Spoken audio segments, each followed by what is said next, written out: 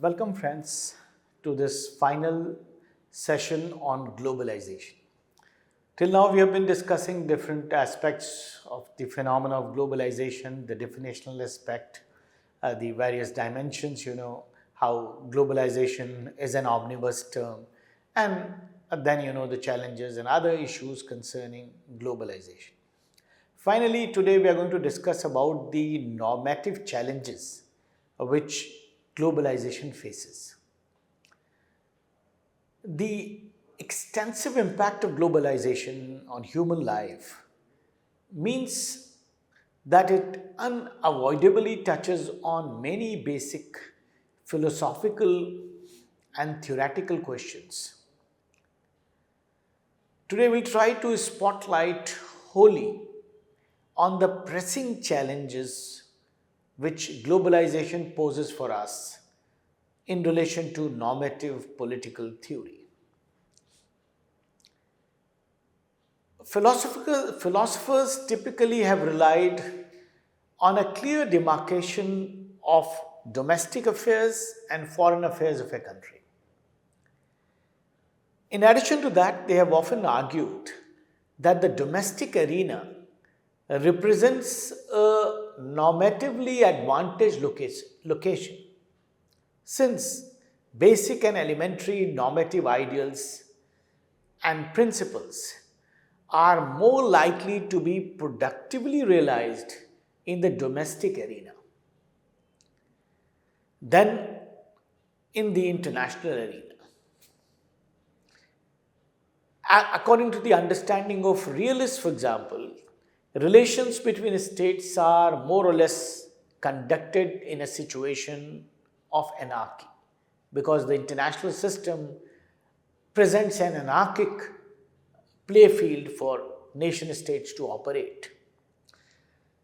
Since the achievement of values like justice or democracy presuppose an effective political sovereign, and the lack of sovereignty at the global level means that justice and democracy are necessarily incomplete and probably unachievable in the international arena. So, in this conservative realist view of international politics, the central appearance of modern system of sovereign states, does relegate the pursuit of the normative goals primarily to the national field. So, the national field is the arena where these goals, normative goals like that of justice or liberty or equality, they are all to be realized more effectively and substantially in the domestic arena. And because of the lawless nature of the international political arena, it is difficult for the realization of these normative goals at the international level. Now, globalization basically presents a basic fundamental challenge to these conventional assumptions. Because it is no longer self evident that nation states have limited control over what happens inside them. And they find themselves, trapped in a mesh of social relations, and the scope of which blows up the confines of national borders. So, in much of human history, we have seen that social relations have actually transcended political divides. However, globalization implies a profound quantitative increase in and further intensification of social relations of this type.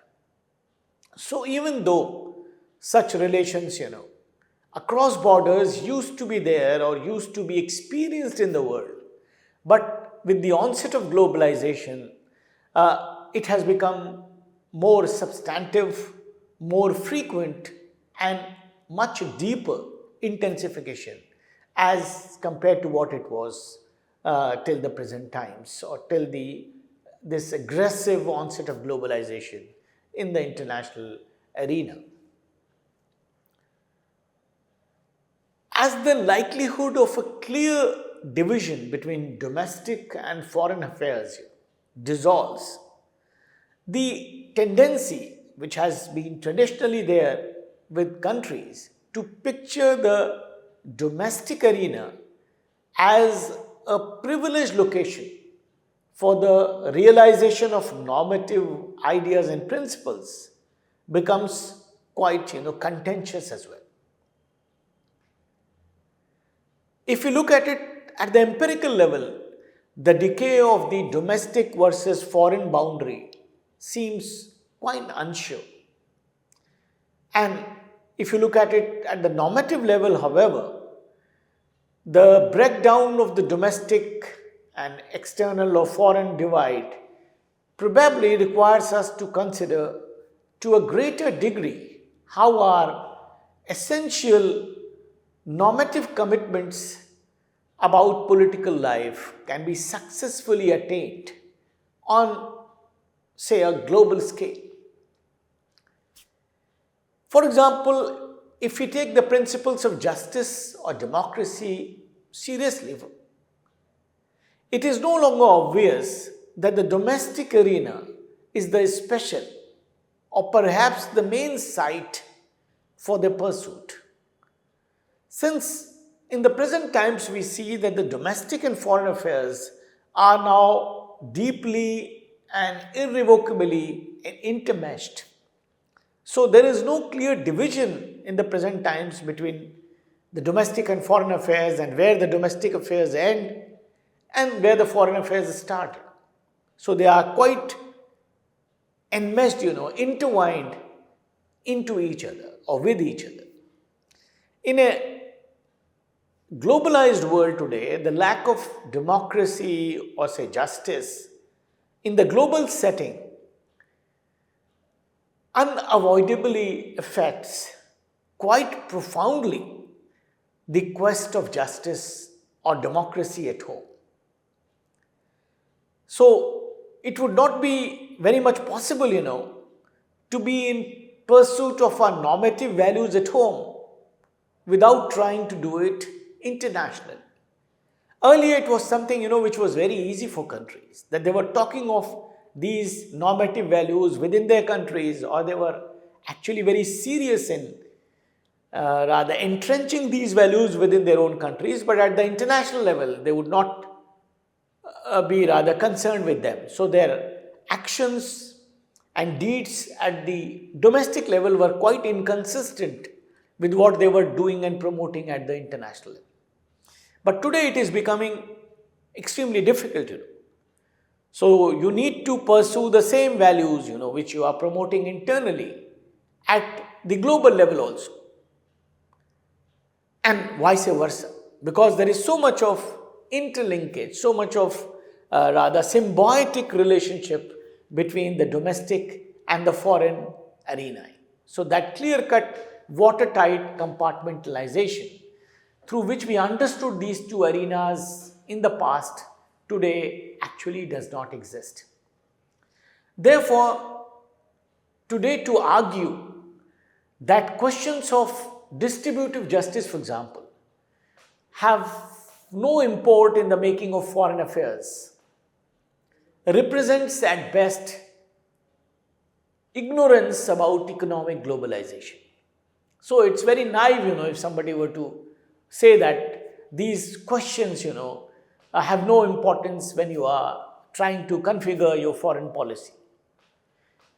And growing material inequality, which has been engendered and produced by economic globalization, is linked to growing domestic material inequality in even the advanced and rich democracies of the world. Similarly, in the context of issues like the greenhouse effect, an unbending firmness on the inviolability of national sovereignty creates the risk of constituting an excuse for irresponsible activities on the part of a state actor, whose effects and shocks would extend well beyond the borders of those countries who are very openly responsible for this kind of a phenomenon. So, environmental degradation or depletion calls for determined forms of transnational cooperation and regulation. And any refusal by the rich democracies to accept this need, and requirement entails a failure to take the process of globalization seriously. So the process of globalization calls upon countries to take all these things, very seriously, which are issues of common global concern. So you cannot be just rather ignorant or oblivious, or rather ignoring such issues which are there at the international level in the name of your national sovereignty, and in the name of what your country is individual interest is, because the process of globalization calls upon all countries of the world to take such common issues very seriously. Because once you are living in this globalized world, in this interconnected world, then the common issues which are created, which are structured, which come before us in this new situation, have to be acknowledged and realized, and countries are forced to respond to them positively. So it also is practically unsound policy to ignore them, because it would in turn affect them. So, for example, there was a time when the United States of America, for example, was totally in defiance of all scientific evidence which was presented before it and the whole world about global warming. And they said that it is not something, which is very scientific. But eventually, they realized, when they also started facing the consequences of environmental degradation and global warming, we saw all kinds of diseases like skin cancers and other problems coming in rich countries like America. We saw hurricanes coming in there, and all kinds of things which people in those countries started experiencing and facing. And then countries in the West, especially the United States of America, for today, would not be in denial of these, effects of environmental degradation, and they were forced to acknowledge it, come on board, and be an active participant in international negotiations related to, stemming the effects of greenhouse gases and all the other, uh, uh, environmental friendly policies which countries in the world are called upon to incorporate in their domestic policies. So countries today need to understand that environmental ruin impacts negatively on democratic politics, and the failure to follow effectual transnational environmental guidelines potentially undermines democracy at home as well as abroad. So it is something which is not good for democracy within the country, because democracy is a government which has to think about the interests of the people. And when you talk about democracy at the global level, you have to think about people at large at the global level, because that's what is the promise of globalization. An analogous split characterizes the continuing debate about the prospects of democratic institutions at the global level. Scholars have argued that globalization requires the expansion of liberal democratic institutions to the transnational stage. So, from the national stage, where countries would have democratic institutions, the need is to expand these liberal institutions at the transnational level, what you call as the expansion of the zone of peace. Because in today's world, nation state based liberal democracies are actually poorly equipped to deal with deleterious side effects or negative side effects of present day globalization, such as environmental depletion or growing material inequality. So, these are such issues. To deal with them, any nation state would find itself incompetent. It has to cooperate with other countries of the world and come out with some kind of a common solution to these problems. So, these problems, which are common global problems, require common global action and common global understanding among countries of the world to deal with these issues and arrest the tide of environmental degradation or material inequality or any such issue which is of common nature. In addition to this, a growing collection of authentically transnational forms of activity calls out for similar transnational modes of liberal democratic decision making. So, according to this model, for example, local or national matters should remain under the auspices of existing liberal democratic institutions. But in those areas or arenas where social interconnectedness and deterritorialization across national boundaries are particularly prominent, there you need new transnational institutions, along with a dramatic intensification and further democratization of present forms of supranational authority are actually essential if we are to guarantee or if we are to decide or accept that powerful sovereignty is a useful code or it is a useful principle. So, therefore, these supranational institutions, which are above these state actors, they need to be more democratized if we want, to ensure that these institutions are able to perform the required, functions at the international level. There are scholars, for example, like Habermas, who would argue in defense of a regional organization like the European Union that envisages of itself as an important stepping stone towards supranational democracy. So, at one level, countries which are members of the EU are democracies unto themselves. But over and above these countries, we have supranational institutions which are democratic in their functioning. So, you have the European Commission, you have the European Parliament, you have the European Central Bank, you have the European Court of Human Rights. All these institutions are supranational institutions and they are symptomatic of the proper and effective functioning of supranational democracy on the European continent. So, if the EU is to help succeed in saving the standard of popular sovereignty in a world where the nation state based democracy, which is crumbling to a great extent, it makes democracy susceptible.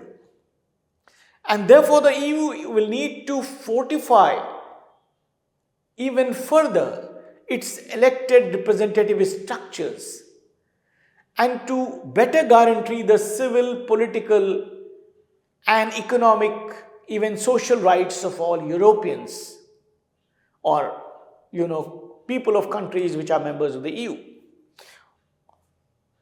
And this has to be done on behalf of a new form of emerging constitutionalism, which potentially offers some broad instructions for those people who hope to save democratic constitutionalism at the international level, and under global conditions. So, regardless of the kind of threats to the EU, which are being posed today by the populist and nationalist movements and political parties which are rising and getting further entrenched in various European countries, some cosmopolitan minded scholars believe that it can still be effectively reformed. So, their idea is that if these supranational institutions which are democratic supranational institutions on the European continent are effective and they are more representative and they are strong and they are made rather more functional, effectively functional in the times to come, they would be able to very effectively face these threats which are being thrown at the EU from the side of these nationalist and populist movements which are arising in various countries on the European continent.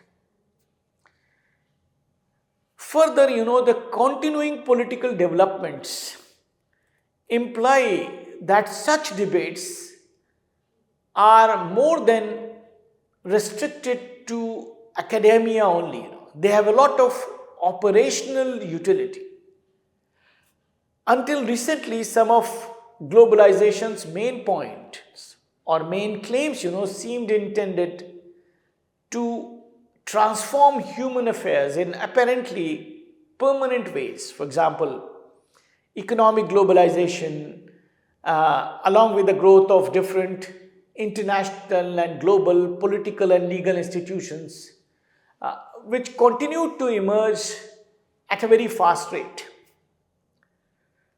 Such institutional developments were construed by some as broadly confirming their inherent, normative hopes.